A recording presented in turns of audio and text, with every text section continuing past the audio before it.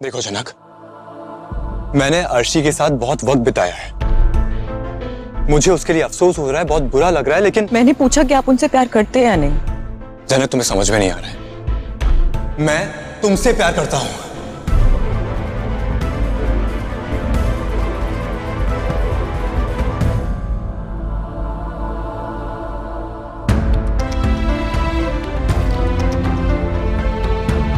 और आपने उन्हें ये बताया? हाँ, बोला ना।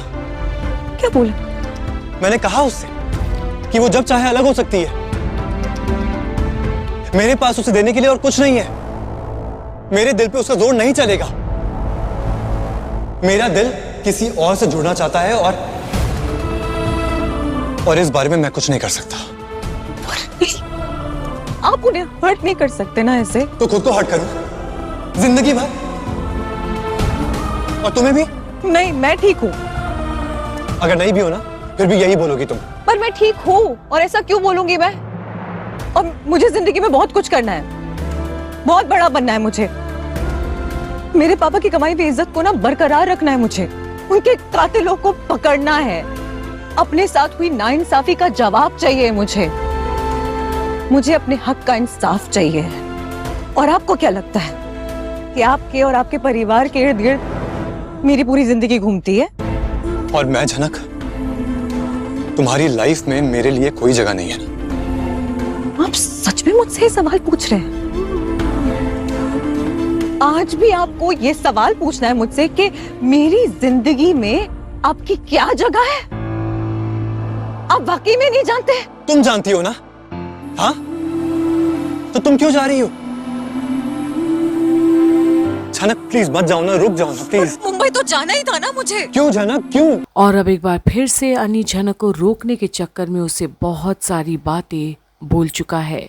बस कैसे भी करके वो रुक जाए, वरना उसकी जान को खतरा है, जैसा उसे पता है और आदित्य ने कहा था फोन पर ये नहीं पता झनक को। तो अब झनक, सिर्फ एक कदम। तुम एक कदम लोगे ना तो हमारी जिंदगी बदल सकती है। सिर्फ एक कदम झनक। नहीं, नहीं सर जी। ठीक है, तुम्हें मेरे मरने की खबर मिलेगी ना, उसके बाद तुम समझ जाओगी। तुम्हें पता चलेगा कि मैं तुम्हारे साथ तुम्हारा हाथ पकड़ के रहना चाहता था और तुमने मुझे मरने दिया। अरे क्यों कर रहे हैं आप ये सब? समझते क्यों नहीं?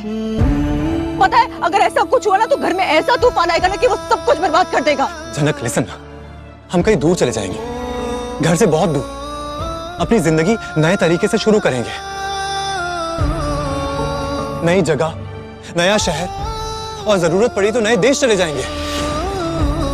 जनक देखो, मैं सिर्फ तुम्हारे साथ रहना चाहता हूँ। मेरे पास एक नई जॉब का ऑफर भी है, तुम चलोगी मेरे साथ? और अब ये सब सुनकर झनक एकदम से चौंकती है कि अनी उसे आखिर ये सब क्यों कह रहा है, वजह आखिर क्या है। इतनी मतलबी लगती हूँ आपको कि मैं अपना फर्ज, अपना काम, सब कुछ पीछे छोड़ के आपके साथ अब्रॉड चली जाऊंगी।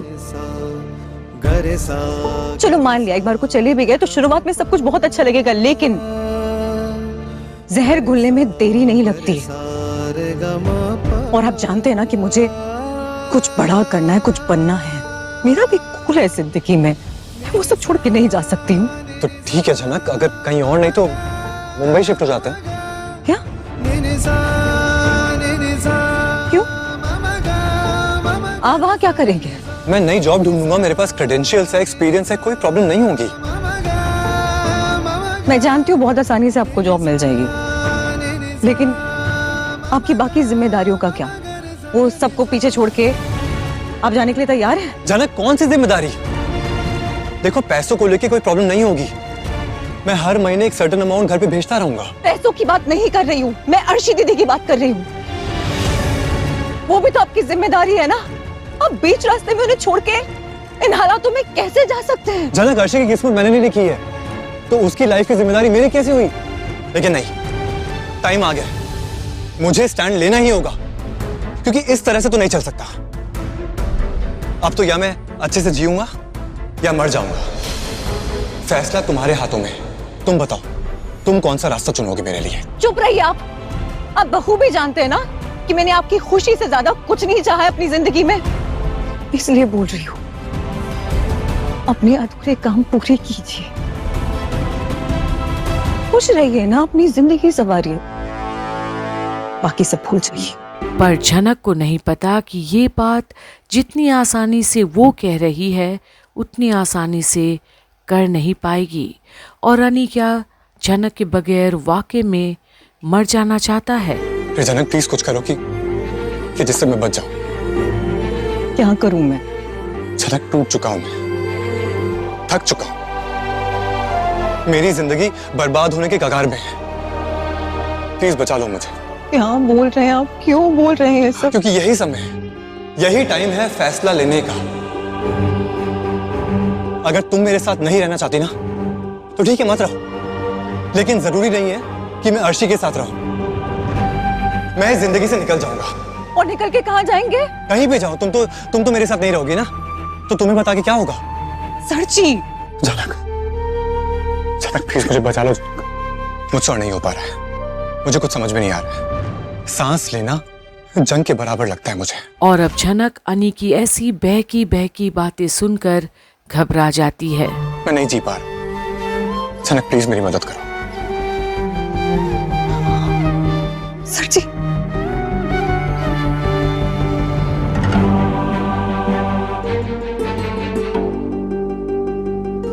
ठीक है, ठीक है, मैं आपके साथ वापस लौट चलूंगी आपके घर, लेकिन फिर एक दिन आएगा जो मुझे जाना होगा। नहीं झनक, वो दिन कभी नहीं आएगा। मैं तुम्हें कहीं नहीं जाने दूंगा। मतलब झनक, मैं तुम्हें अपने पास रखूंगा, अपने साथ। तुम्हें काम करना है ना, तुम करो काम। हम दोनों शादी कर लेंगे, उसके बाद तुम मुझे जहां लेके चलोगे हम चलेंगे। अब इसे और नहीं छुपाते हैं, एक दूसरे की इज्जत करते हैं, एक दूसरे से प्यार करते हैं। झनक, मैं तुम्हें अपने करीब चाहता हूँ, बहुत करीब। और अब जहां एक के बाद एक फैसला ले रहा है अनी झनक के लिए भी, तो झनक को अनी की ये बात कुछ समझ नहीं आती। आखिर वो सबको छोड़कर क्यों जाना चाहते हैं? ये मुमकिन नहीं है। क्यों? क्योंकि मैं अपनी दीदी का घर, उनका रिश्ता नहीं तोड़ सकती। झनक, जब कोई रिश्ता है ही नहीं तो तुम क्या तोड़ोगी? दो इंसान एक साथ रहते हैं, इसका ये मतलब नहीं है कि कोई रिश्ता है। नहीं, मैं ये जिम्मेदारी अपने सर पे नहीं ले सकती हूँ। मैं अर्शी दीदी का रिश्ता खत्म नहीं कर सकती हूँ। झनक, फिर से वही बात। मैं कह रहा हूं ना कि कोई रिश्ता है ही नहीं। तुम क्या खत्म करोगी? वो रिश्ता पहले से ही खत्म हो चुका है। ठीक है, मैं अपने घर, अपने परिवार से बहुत दूर चला जाऊंगा। मैं इतना दूर कि कोई मुझे ढूंढ भी नहीं पाएगा। तब तो अच्छा लगेगा ना तुम्हें? हाँ ठीक है, वही करते हैं, यही तय रहा। मैं हमेशा हमेशा के लिए तुमसे दूर चला जाऊंगा और ये हमारी आखिरी मुलाकात है। और अब ऐसे लगता है जैसे अब अनी कोई भी तरीका अपना के झनक को बस अपने करीब रखना चाहता है, पर जाने नहीं देना है उसे खुद से दूर। तुम्हें जो करना है ना तुम करो। तुम लाइफ में जो चाहती हो तुम्हें वो सब मिले। कोई तो मेरे बारे में सोचता नहीं है, कोई भी नहीं। लेकिन खैर, अब तो जरूरत भी नहीं है, मैं चला जाऊंगा। नहीं नहीं सर जी, नहीं, इट्स ओके झनक, तुम्हें जाना है ना, तुम जाओ। तुम्हारी फ्लाइट है, आई थिंक लेट हो रहा होगा। जिस शहर जाना है तुम जाओ, अपने सपने पूरे करो, क्योंकि मैं तो तुम्हारा सपना हूं नहीं। मैं तुम्हारे लिए कुछ भी नहीं हूं झनक। बहुत कुछ करना है तुम्हें, बहुत कुछ पाना है सिवाय सरजी के। ठीक है झनक, तुम प्लीज जाओ। और मेरी बेस्ट विशेस है तुम्हारे लिए, ओके? लेकिन बस मेरी एक रिक्वेस्ट है, चाहे कुछ भी हो जाए मुझे कॉल मत करना कभी।